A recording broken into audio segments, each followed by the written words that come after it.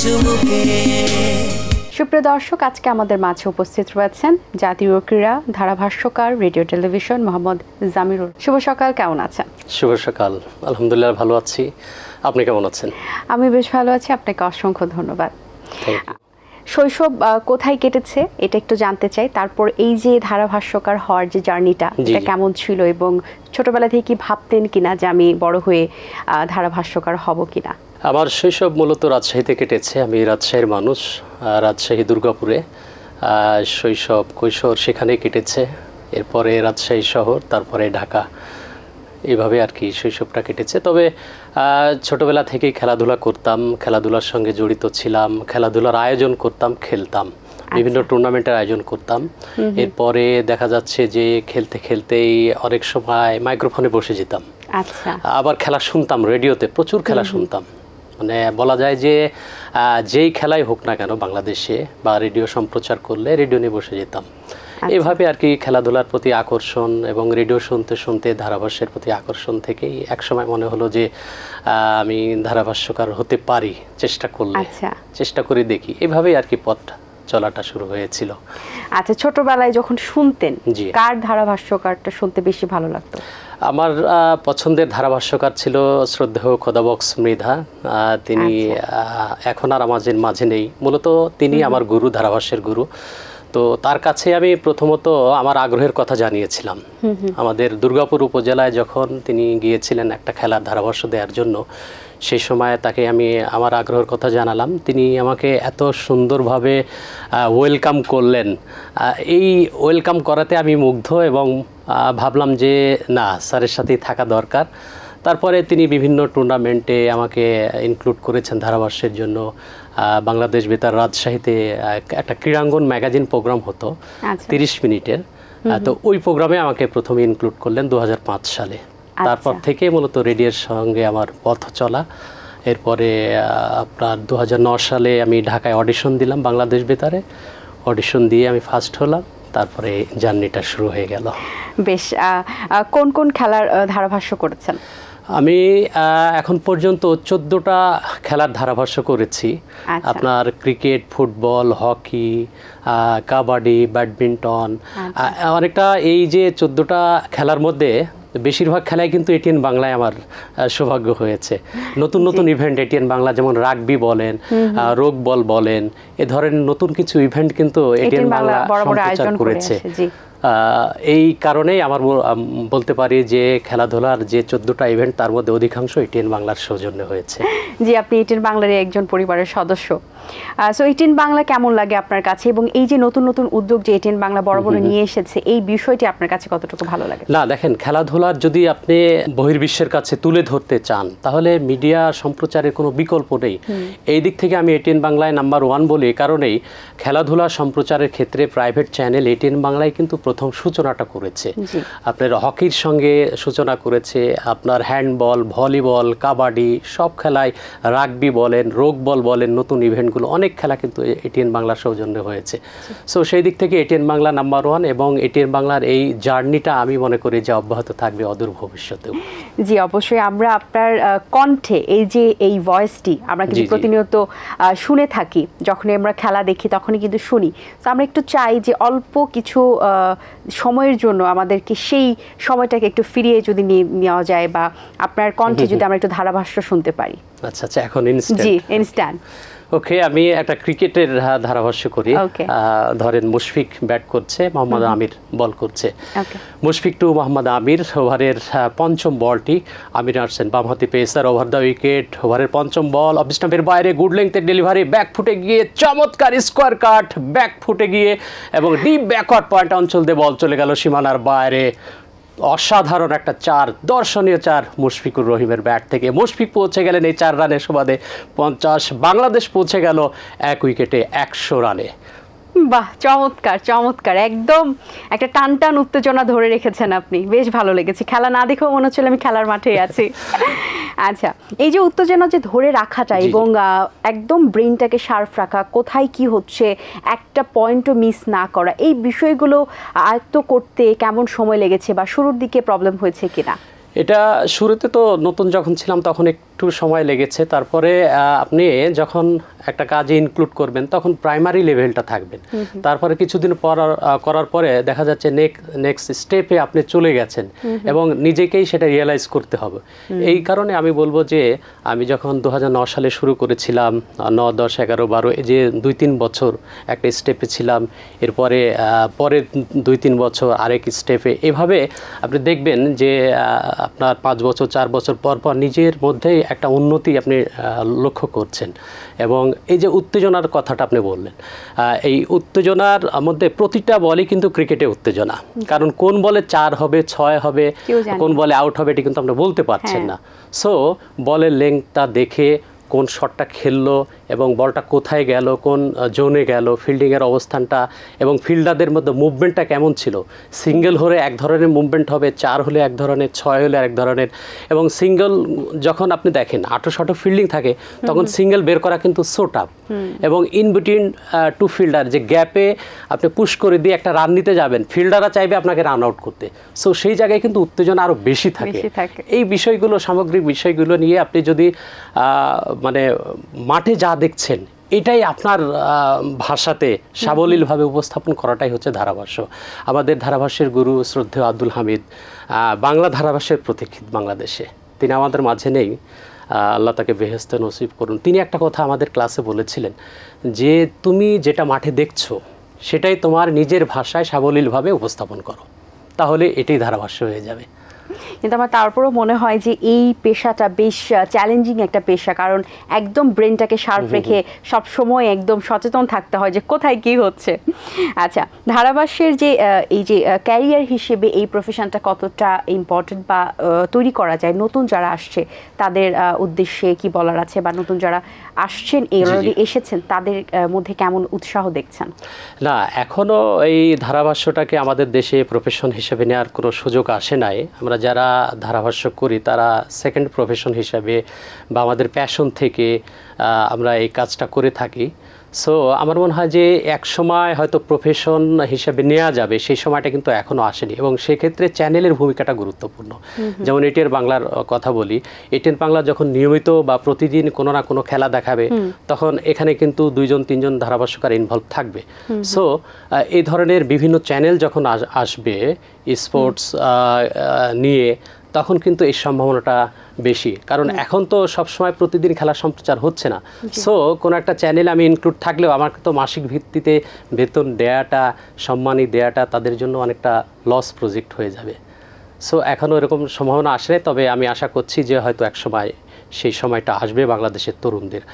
আর এখন কিন্তু দেখেন অনলাইনের যুগ, অনলাইন প্ল্যাটফর্মে ফেসবুক বলেন, ইউটিউব বলেন, অনেক খেলাধুলা কিন্তু হচ্ছে, এখানে বিভিন্ন ইভেন্ট হচ্ছে, আপনার কর্পোরেট লিগ হচ্ছে, আপনার বয়সভিত্তিক টুর্নামেন্ট হচ্ছে, আপনার এন্টারটেইনমেন্ট অনেক টুর্নামেন্ট হচ্ছে, সেগুলো কিন্তু অনেক অনলাইন প্ল্যাটফর্মে সম্প্রচার হচ্ছে।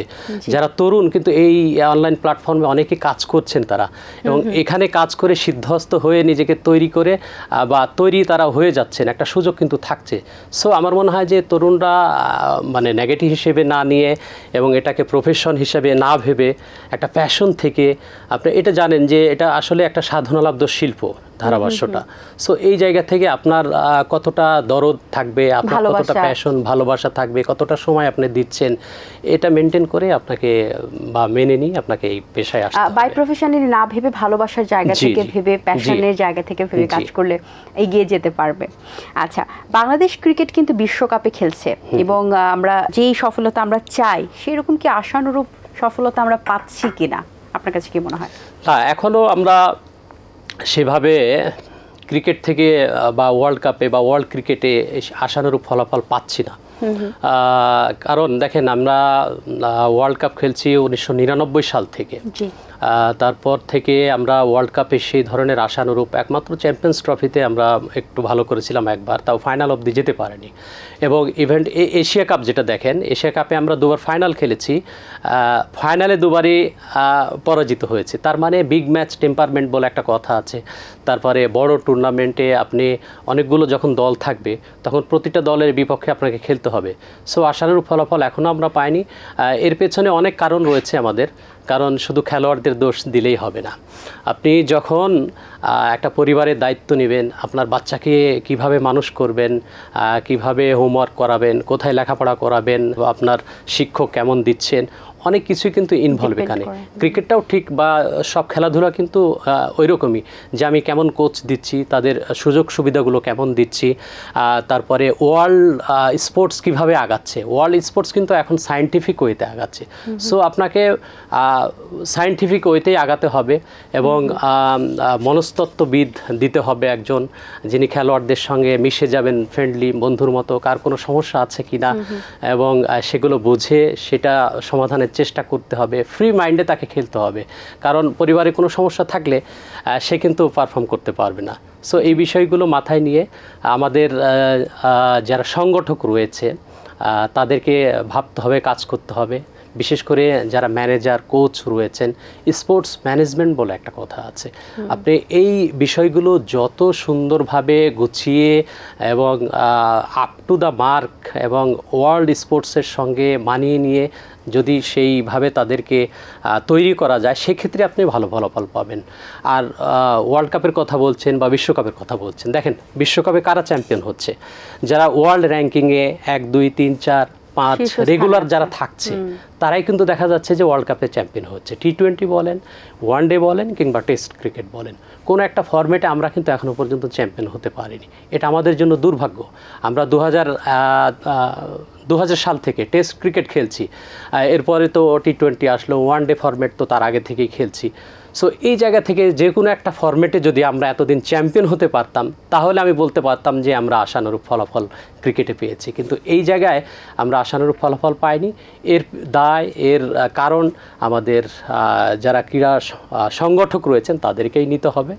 কারণ ওই যে বললাম যে আপনি যেভাবে তৈরি করবেন, আপনি যেভাবে সার্ভিস দিবেন, আপনাকে তো বুঝতে হবে, অ্যাজ এ সংগঠক আপনাকে বুঝতে হবে কার মধ্যে কি প্রতিভা রয়েছে, কার মধ্যে কি ক্যালিফার রয়েছে, ওটাকে আপনাকে বের করে আনতে হবে এবং অ্যাপ্লাই করতে হবে, মাঠে ফিডব্যাক বের করে আনতে হবে। তাহলে আপনি সফল ক্রীড়া সংগঠক বলবো আমি আপনাকে। বেশ ভালো কিছু কথা বলেছেন। আশা করছি আজকে আমাদের প্রোগ্রাম যারা দেখছেন, খেলাধুলার সেক্টরে যারা আছেন, তারা হয়তো অনেকটাই বুঝতে পারবেন। আচ্ছা, এবার একটু অলিম্পিক গেমসের ব্যাপারে একটু জানতে চাই যে বাংলাদেশে অংশগ্রহণ নিয়ে কেমন কি মতামত আপনার? অলিম্পিকে তো আমরা 1984 সাল থেকে খেলছি, প্রায় 30 বছর হয়ে গেল। প্রায় 54 জনের মতো ক্রীড়াবিদ অংশগ্রহণ করেছে। তার মধ্যে হচ্ছে সরাসরি 3 জন ক্রীড়াবিদ অংশগ্রহণ করেছে। একটা হচ্ছে আপনার এবার সাগর ইসলাম, তিনি আর্চারি থেকে খেলছেন। এর আগে আপনার আর্চারি থেকে রোমান সানা খেলেছেন। আর হচ্ছে আপনার সিদ্দিকুর রহমান, তিনি গলফ থেকে সরাসরি খেলার যোগ্যতা অর্জন করেছেন। এছাড়া আনুষ্ঠানিকতা মাত্র আমি বলবো অন্যান্য ক্রীড়াবিদ যারা খেলেছেন, অংশগ্রহণ করেছেন, বাছাই পর্বে তারা দেখা যাচ্ছে যে বাদ হয়ে যাচ্ছেন। অংশগ্রহণমূলক অনেকটা খেলা। তো ওই যে বললাম যে আসলে অল ওভার স্পোর্টসকে যদি এগিয়ে নিতে চান, তাহলে বিশ্ব ক্রীড়াঙ্গন যেভাবে এগিয়ে যাচ্ছে সায়েন্টিফিক ওয়েতে, আমাদেরকেও সেভাবেই কাজ করতে হবে। কারণ দেখেন, আপনার রুট যদি, আপনার শিকড় যদি শক্ত হয়, তাহলেই না আপনার গাছ বড় হয়ে সেটা সামাল দিতে পারবে, তাই না? সো সেই দিক থেকে আমার মনে হয় যে আরও অনেক কাজ করতে হবে আমাদেরকে। কথার চাইতে কাজ বেশি করতে হবে। এই জায়গায় কিন্তু কথা বেশি হয় এবং অনেক সময় দেখা যাচ্ছে যে আপনারা সংগঠকরাই কিন্তু বিদেশ ট্যুরের ব্যাপারে বেশি আগ্রহী এবং খেলোয়াড়রা কিন্তু সেখানে গৌণ হয়ে যায়। সো এই বিষয়গুলি নিয়ে ভাবতে হবে আমাদেরকে এবং কাজ করতে হবে। আচ্ছা, আপনি যেহেতু ক্রীড়া সাইটে আছেন, সো এই বিষয়ে জায়গা থেকে বাচ্চাদের খেলাধুলার যে বিষয়টি, এখন কিন্তু আমাদের স্কুল কলেজে দেখা যায় খুব একটা খেলার মাঠ থাকে না। বাচ্চারা দেখা যায় মোবাইল গেমসে বেশি আসক্ত হয়ে যায় এবং এটাই আস্তে আস্তে চলতে থাকে এবং পরবর্তীতে খেলার মাঠে বাচ্চাদের কম দেখা যায়। এটা আসলে বাড়ানোর যে ক্ষেত্রে কি কি স্টেপ নেওয়া যেতে পারে?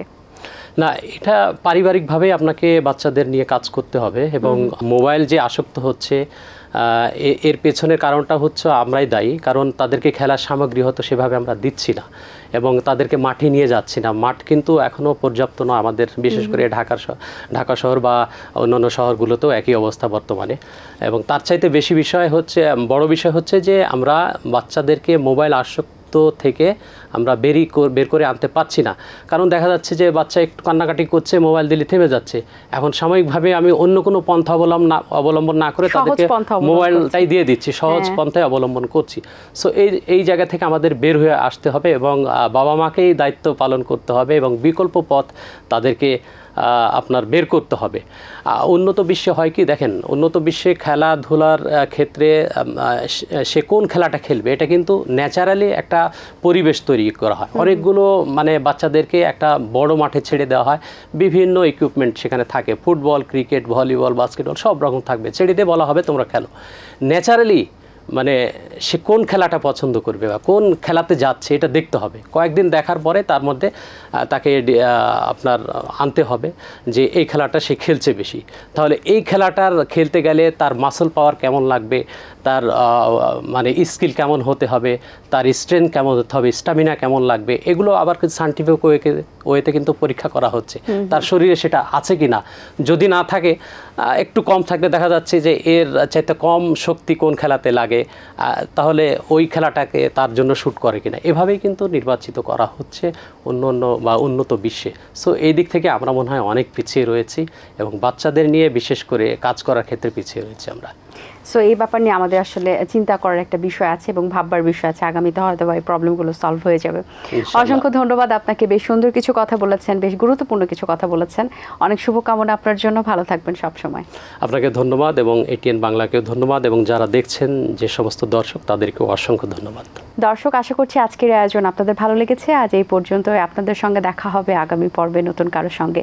সেই পর্যন্ত ভালো থাকুন, সুস্থ থাকুন, আল্লাহ হাফিজ। দিন আসে দিন যায়, সময়টা চলে যায়, তবু আছি এই বেশ ভালো। জীবনটা রঙময়, যেভাবেই হওয়া চাই, নয় কভু সাদা কালো। এই আশাতে স্বপ্ন ভাসে, সুখ হাসে চোখে মুখে, চায়ের চুমুকে।